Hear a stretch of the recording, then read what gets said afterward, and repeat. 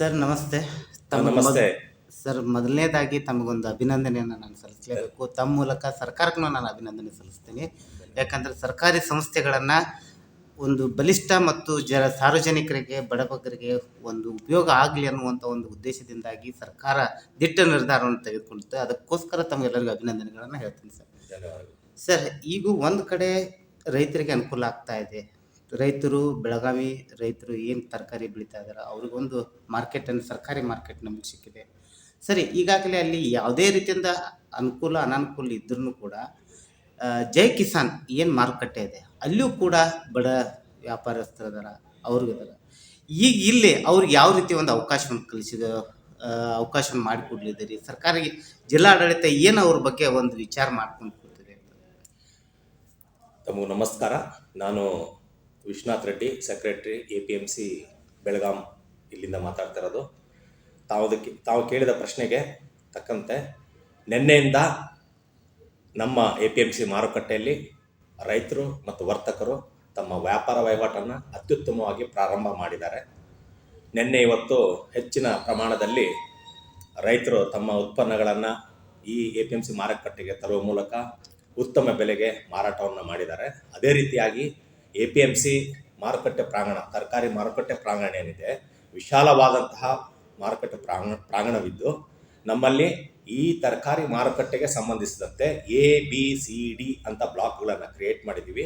So ಈ ಒಂದು ಬ್ಲಾಕ್ಗಳಲ್ಲಿ ಸುಮಾರು 250 ಮಳಿಗೆಗಳು ವಿಶಾಲವಾದಂತಹ ಒಂದು ಪ್ರಾಂಗಣದಲ್ಲಿ ಹೊಂದಿವೆ. ಅದೇ ರೀತಿಯಾಗಿ ಈ ಮಾರುಕಟ್ಟೆ ವಿಶಾಲವಾದ ರಸ್ತೆ ಹಾಗೂ ಮೂಲಭೂತ ಸೌಕರ್ಯಗಳಾದಂತಹ ಶೌಚಾಲಯ, ಕುಡಿಯುವ ನೀರು ಮತ್ತು ರೈತರಿಗೆ ತಂಗಲಿಕ್ಕೆ ಇರ್ತಕ್ಕಂಥ ವ್ಯವಸ್ಥೆಯನ್ನು ಕಲ್ಪಿಸಿದ್ದೀವಿ. ಈಗಾಗಲೇ ನೀವು ಕೇಳಿದ ಪ್ರಶ್ನೆಗೆ ನಾವು 250 ಈ ತರಕಾರಿ ಮಾರುಕಟ್ಟೆ ಮಳಿಗೆಯನ್ನು ಹೊಂದಿದ್ದು, ಇದರಲ್ಲಿ 100ರಷ್ಟು ಮಳಿಗೆಯನ್ನು ನಾವು ಈಗಾಗಲೇ ಹಂಚಿಕೆ ಮಾಡಿದ್ದೀವಿ. ನಮ್ಮ ಹತ್ರ ಇನ್ನೂ ಕೂಡ 150 ಮಳಿಗೆಗಳು ಖಾಲಿ ಇವೆ.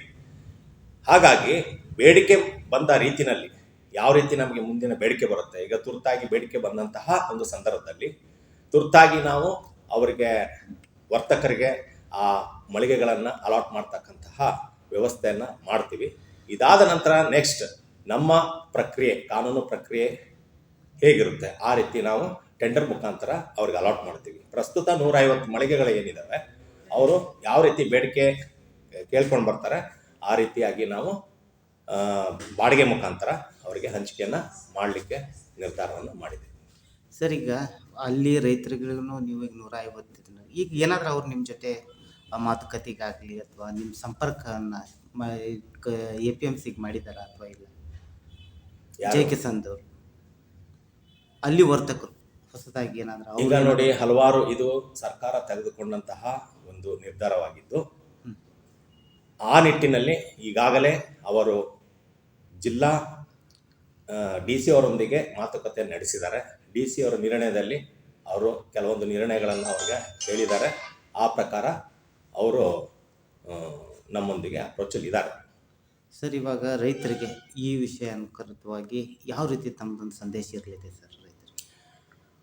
ನಾನು ರೈತರಲ್ಲಿ ಬೇಡ್ಕೊಳ್ಳೋದು ಇದೇ ಒಂದು, APMC ಅನ್ನೋದು ಸರ್ಕಾರಿ ವ್ಯವಸ್ಥೆ ಆಗಿದ್ದು ಇಲ್ಲಿ ಪಾರದರ್ಶಕವಾದಂತಹ ಒಂದು ವ್ಯವಸ್ಥೆ ಹೊಂದಿರುತ್ತೆ.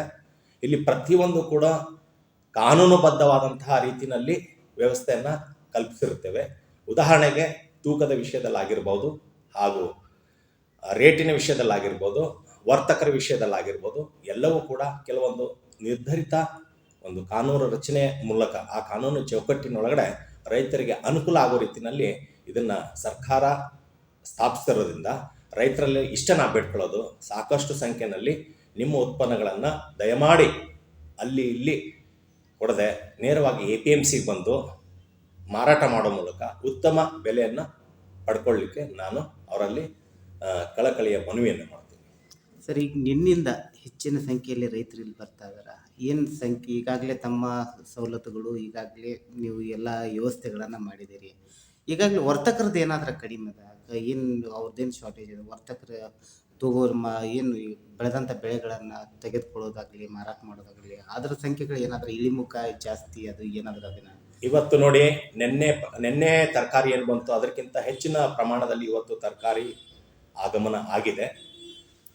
ಬೆಳಿಗ್ಗೆ ಸುಮಾರು 4 ಗಂಟೆಯಿಂದ ತರಕಾರಿ ಬರಲಿಕ್ಕೆ ಶುರು ಆಯಿತು. ಅದೇ ರೀತಿಯಾಗಿ ರೈತರಿಗೆ ಉತ್ತಮ ಬೆಲೆ ಕೂಡ ಸಿಕ್ಕಿದೆ. ಈಗ ತಾವು ಹೋಗಿ ಮಾರುಕಟ್ಟೆಯನ್ನು ನೋಡ್ಬೋದು. ಈಗಾಗಲೇ ಎಲ್ಲರೂ ಸಂತೋಷದಿಂದ ರೈತರು ತಮ್ಮ ಉತ್ಪನ್ನಗಳನ್ನು ಮಾರಾಟ ಮಾಡಿ ಹೋಗಿರೋದು ಕಂಡುಬರುತ್ತೆ. ಈಗ ವರ್ತಕರ ಸಂಖ್ಯೆ ಏನು ಸಂಖ್ಯೆ ಇದೆ, ವರ್ತಕರ ಸಂಖ್ಯೆ ಇದೆ. ಅದೇ ನಾನು ತಮಗೆ ಹೇಳಿದ್ದು, ಈಗಾಗಲೇ ನಾವು 100 ಮಳಿಗೆಗಳನ್ನು ಹಂಚಿಕೆಯನ್ನು ಮಾಡಿದ್ದೀವಿ. ಅವರೆಲ್ಲ ಈಗ ಆ್ಯಕ್ಟಿವ್ ಇದ್ದಾರೆ, ಎಲ್ಲರೂ ಖರೀದಿ ಪ್ರಕ್ರಿಯೆಯಲ್ಲಿ ಇದ್ದಾರೆ. ಹಾಗಾಗಿ ತೊಂದರೆ ಏನಿಲ್ಲ. ರೈತರ ತನ್ನ ವಿಶ್ವಾಸದಿಂದ ಬಂದು ತಮ್ಮ ವ್ಯವಹಾರವನ್ನು ದಿನನಿತ್ಯದ ವ್ಯವಹಾರವನ್ನು ಮಾಡ್ಕೊಂಡು ಹೋಗ್ಬೋದು. ಖಂಡಿತ ಇದರ ವೀಕ್ಷಣೆಗೆ ಅಂತ ಹೇಳ್ಬಿಟ್ಟು ನಮ್ಮ APMC ಸಿಬ್ಬಂದಿಯವರು ಹಗಲು ರಾತ್ರಿ ಇಲ್ಲಿ ಕೆಲಸ ಕರ್ತವ್ಯವನ್ನು ನಿರ್ವಹಿಸ್ತಾ ಇದ್ದಾರೆ. ಹಾಗಾಗಿ ಬರ್ತಕ್ಕಂಥ ರೈತರಿಗೆ ಯಾವುದೇ ರೀತಿಯಾದಂತಹ ತೊಂದರೆ ಆಗದಂಗೆ ನಾವು ಇಲ್ಲಿ ಕ್ರಮವನ್ನು ಕೈಗೊಂಡಿದ್ದೀವಿ. ಥ್ಯಾಂಕ್ ಯು ಸರ್, ನನ್ನ ಜೊತೆ ಬಂದ ಧನ್ಯವಾದ. ಇಷ್ಟು ರೈತರಿಗೆ ತಮ್ಮ ಅನುಕೂಲ ಮತ್ತು ಈ ಯೋಜನೆಗಳನ್ನು ನೀಡ್ತಾ ಇದ್ದಾರೆ. ತಮಗೂ ಕೂಡ ಅಭಿನಂದನೆಗಳನ್ನು ಹೇಳಿ ನಮಸ್ಕಾರ ಸರ್. ಧನ್ಯವಾದಗಳು.